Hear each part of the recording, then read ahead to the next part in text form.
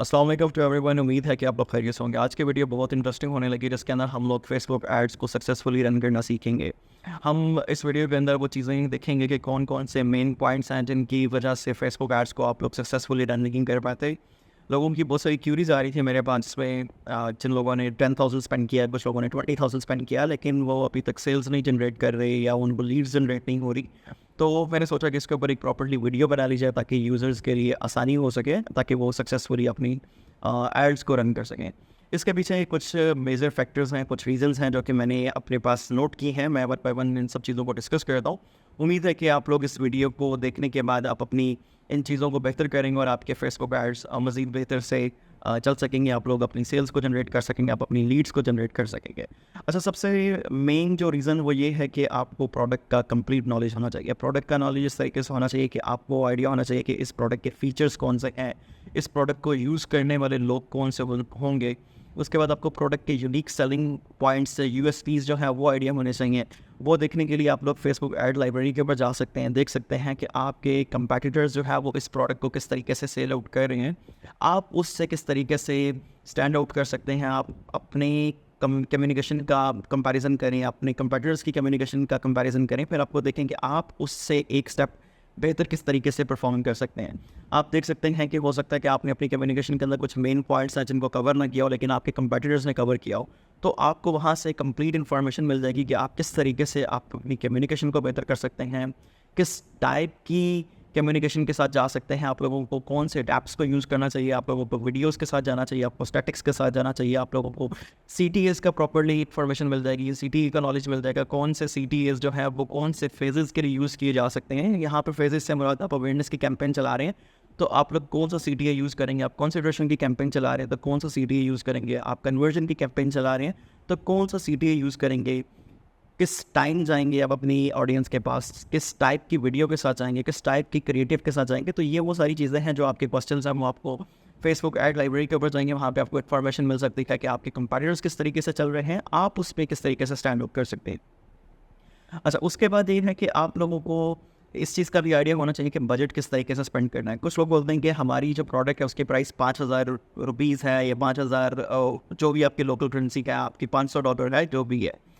अब आपने daily budget कितना रखा हुआ है, आप लोगों ने डेली बजट रखा हुआ है फॉर एग्जांपल 2,000 या 3,000, तो 3,000 की प्रोडक्ट, आप 5,000 की प्रोडक्ट है वो आप 3,000 रुपये में कैसे सेल आउट करेंगे। पहले आप देखें कि आपका ब्रेक इवन पॉइंट कौन सा है, किस पॉइंट के ऊपर आप अपनी प्रोडक्ट को अगर सेल करते हैं तो आपको लॉस नहीं है, या आप लोग उस सिचुएशन के अंदर आप लोग ईजिली अपनी कॉस्ट जो है वो बेयर कर सकते हैं। तो वो पॉइंट पहले फाइंड आउट करना है। फिर आपने देखना है कि डेली आप फॉर एग्जांपल कितनी प्रोडक्ट को सेल आउट करना चाहते हैं। मिनिमम मैं आपको सजेस्ट करूंगा कि आप लोग 5 प्रोडक्ट को सेल आउट करने का टारगेट रखें, तो उस हिसाब से बजटिंग करके आप अपनी डेली कैंपेन को चलाएं। ऐसा नहीं हो सकता कि आपने 5,000 की प्रोडक्ट को सेल आउट करना है और आपने डेली जो बजट रखा हुआ आपने 200 रखा हुआ या 300 रखा हुआ, तो इस तरीके से आपकी कभी भी सेल्स जनरेट नहीं होंगी। तो मेक श्योर कर लें कि आपकी प्रोडक्ट क्या है, उसकी बजटिंग कितनी है, उसका ब्रेक इवन पॉइंट क्या है। उसके बाद आपके मार्केटिंग एक्सपेंसेस कौन से हैं, वो सारे एक्सपेंसेस को देख के आप लोग ब्रेक इवन पॉइंट को फाइंड आउट करें। उसके बाद आप देखें कि आपने कितनी प्रोडक्ट को सेल आउट करना है, उस हिसाब से आप अपना डेली बजट सेट करें। फिर उसके बाद जो मेजर पॉइंट है वो ये है कि आपने ट्रैकिंग किस तरीके से एक्टिवेट की हुई है। कुछ लोग होते हैं, वो क्वेश्चन आ रहे थे मेरे पास कि हम लोगों ने सिर्फ पिक्सल इंस्टॉल किया, भाई इवेंट ट्रैकिंग हम लोगों ने इम्प्लीमेंट नहीं की हुई। तो इवेंट ट्रैकिंग जब तक आप लोग प्रॉपरली इंस्टॉल नहीं करेंगे, इम्प्लीमेंट नहीं करेंगे, तो आप किस तरीके से आप अपनी सेल्स को मेजर कर सकते हैं, आप अपनी परफॉर्मेंस को मेजर कर सकते हैं, आप KPIs को मेजर कर सकते हैं। तो ये सबसे ज़रूरी चीज़ है कि आप लोग पिक्सल को इंटीग्रेट करें। पिक्सल को इंटीग्रेट करने के बाद आप इवेंट ट्रैकिंग को सक्सेसफुली इम्प्लीमेंट करें। और आप देखेंगे कौन से इवेंट के अंदर कौन कौन से पैरामीटर्स जो है वो पास करना ज़रूरी है। उसके अंदर कंटेंट ID हो सकती है, कंटेंट्स हो सकते हैं, कंटेंट नेम हो सकता है, कैटेगरीज हो सकती है, वैल्यूज़ हो सकती हैं, प्राइसेस हो सकती हैं। तो ये वो सारी चीज़ें हैं जो कि आपने देखना है कि कौन सा इवेंट ट्रिगर होगा और उस पर्टिकुलर इवेंट के अंदर कौन से पैरामीटर्स जो है ज़रूरी हैं आपकी कैंपेन को ऑप्टिमाइज़ करने के लिए। तो ये वो सारी चीज़ें हैं जिसको आप लोगों ने ट्रैकिंग को इनेबल करना है। अगर आप लोग ट्रैकिंग को सक्सेसफुली इनेबल नहीं कर सकते या आपके कोई भी क्वेश्चन है, आप लोग मुझे मैसेज करें। मैं आप लोगों की क्यूरीज को रिजॉल्व करने के लिए यहाँ पे अवेलेबल हूँ, मैं आप लोगों को हेल्प आउट करने के लिए तैयार हूँ। इसके बाद ये है कि आपके लैंडिंग पेजेस ऑप्टिमाइज होने चाहिए। आप लोगों ने ऑडियंस की प्रॉपर्ली रिसर्च कर ली, आपकी प्रोडक्ट की रिसर्च ठीक से हो गई, आपने बजटिंग प्रॉपर्ली कर ली। अब आपका मेन जो है वो ये है कि आपकी लैंडिंग पेजेस प्रॉपर्ली ऑप्टिमाइज नहीं है।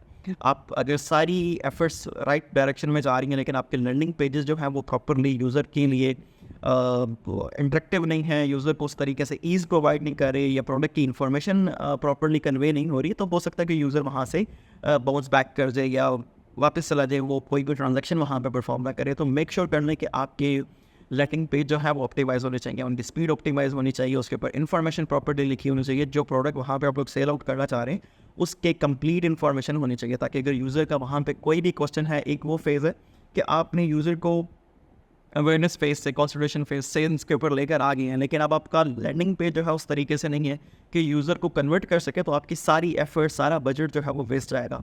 तो मेक श्योर कर लें कि आप अपनी पेज को देख लें कि किस तरीके से ऑप्टिमाइज़ कर सकते हैं। यहाँ पे एक टूल है जिसको मैं यहाँ पर डिस्कस करना चाहूँगा, MS क्लैरिटी। MS क्लैरिटी आप अपने पेजेस के ऊपर इंस्टॉल करें, उसको इंटीग्रेट करें और देखें कि यूज़र आपके पेजेस के साथ किस तरीके से इंटरेक्टिव या इंटरेक्शन परफॉर्म कर रहा है। फॉर एग्जांपल एक यूज़र आता है, वो आपके पेज को थोड़ा सा स्क्रॉल करके वापस चला जाता है, तो आप लोग देख सकते हैं कि शायद वहाँ पे इन्फॉर्मेशन ठीक ना हो सकता है कि प्रोडक्ट की पिक्चर्स को वो स्क्रॉल करे और उसके बाद वो वापस चला जाए। तो आप लोगों को आइडिया हो जाएगा कि हम लोगों ने किस जगह पे हम लोगों ने इंप्रूवमेंट लेकर आनी है, पेज के अपर सेक्शन के ऊपर लेकर आनी है, पेज के बॉटम सेक्शन के ऊपर या मिडल सेक्शन के ऊपर लेकर आनी है।